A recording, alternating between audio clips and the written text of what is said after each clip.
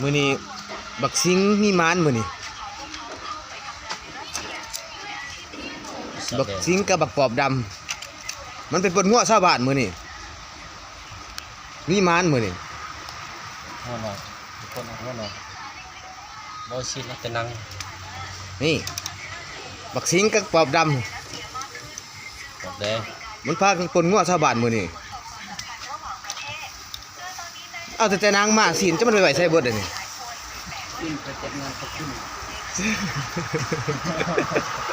ชื่อก็ใช้เงินกับคน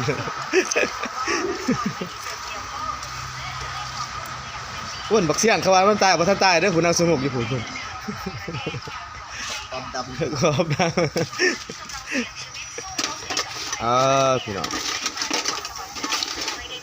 ไปใช้ศีลมันไปใช้เบิดเดี๋ยวขึ้นไม่เหลือแต่นางนี่จ้าหมดแล้วฮะหมดแล้วหมดแล้วมุกกล่องมันกินเลยโอ้มุกกล่องกินมันนั่นเหลือแต่นางตัวปอดมันกินนั่งบ่ได้ที่มันหยาบเขียวเหลือแต่นางอยู่พี่ก็มีอีกอยู่พี่ก็มีอีกโอ้ขายหนังขายหนังเป็นนายโยตอบไหลมาได้พี่น้องเอ้ยอยากกินมันผู้สนาด้วยข้าวไหลนางโค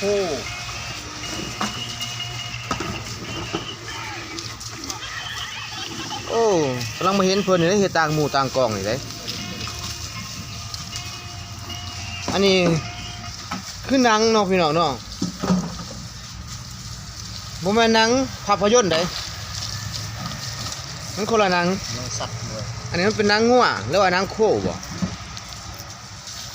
หนังเรือจากพระเจ้าแคทงานครบรอบมันเกิดของอาจารย์เนาะอาจารย์สำราญ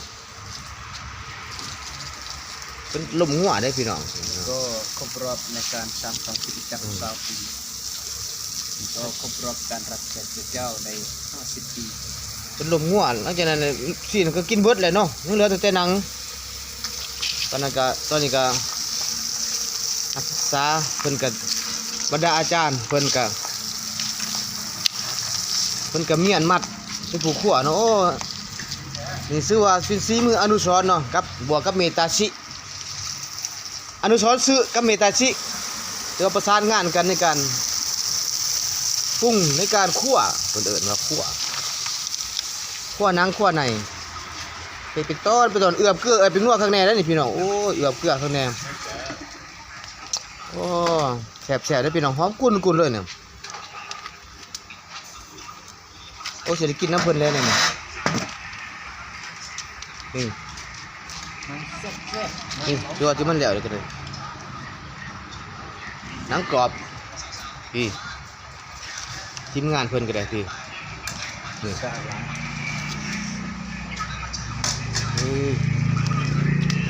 อยู่นั่นนี่ก็มีอันนี้แล้วนี่พี่น้องเห็นกุนมันไม่ยังตอมกุนจ้ะนี่ก็เจียวเพี้ยไว้จำอยู่นี่ก็ไม่ยังนี่เรื่องวันตอมกุนนี่จ้ะโอ้ยนางอีกยังไม่ทันเบิดอีกตัวได้ตัวไปจะกินตัวได้ไปจะกินเอามายำจิเบิดได้บ่เมตาชิโอ้นี่ดิ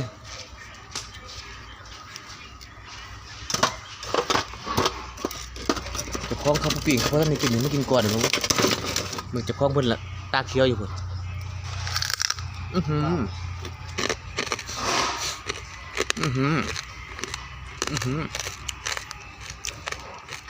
ครับอันนี้คือปอบดำเนาะปอบดำนี่แหละบักซิงก็จะบักซิงนี่แหละครับมันตายแล้วมันยังไม่ทันตายด้วยนี่ซื้อเราข้าวมาเลยเราข้าวอีกซื้ออย่างซื้อจุ่มมากินครับ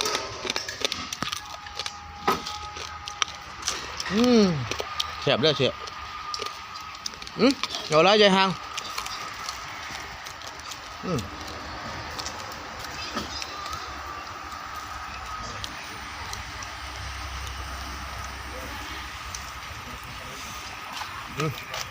สำหรับคลิปนี้พอกันสนิทนะพี่น้องเนาะเจอกันคลิปหน้า